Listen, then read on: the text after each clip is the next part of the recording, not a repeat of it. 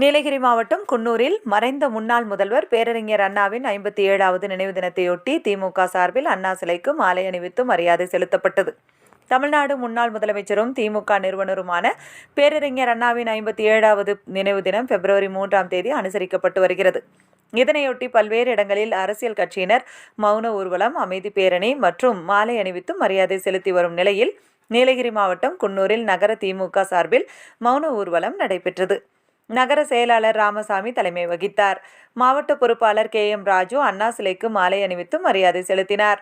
இதில் மாவட்ட அவைத்தலைவர் போஜன், சுனிதா நேரு, அன்வர் கான், மாநில விளையாட்டு மேம்பாட்டு அணி துணை செயலாளர் வாசிம் ராஜா, சதக் செல்வம், நகராட்சி தலைவர் சுசீலா, மாவட்ட இளைஞரணி அமைப்பைச் சேர்ந்த சசி, முருகேசன், கவுன்சிலர்கள் தாஸ், மணி, குமரேசன், ஜாகீர், மன்சூர் மற்றும் கிளை கழக செயலாளர்கள், ஒன்றிய நிர்வாகிகள், BLOக்கள் மற்றும் ஏராளமானோர் கலந்து கொண்டனர்.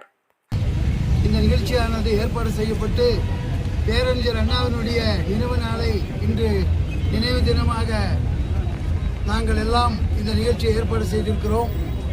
இன்று ராமசாமி அண்ணன் சொன்னது போல வெல்வோம் 200, படைப்போம் தமிழ்நாடு, என்றும் தமிழ்நாடு தலை குனியாது.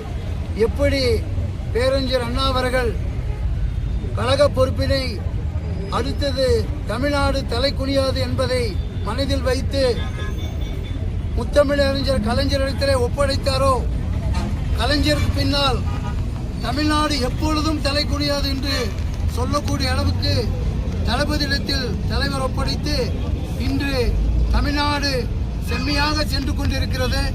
ஒரு எடுத்துக்காட்டாக பேரறிஞர் அண்ணா அவர்கள் இன்று இல்லை என்றாலும் கூட அவர் இருப்பதை போல் நாம் கருதி இன்றைய தினத்தை அனுசரித்து கொண்டாடி கொண்டிருக்கிறோம்.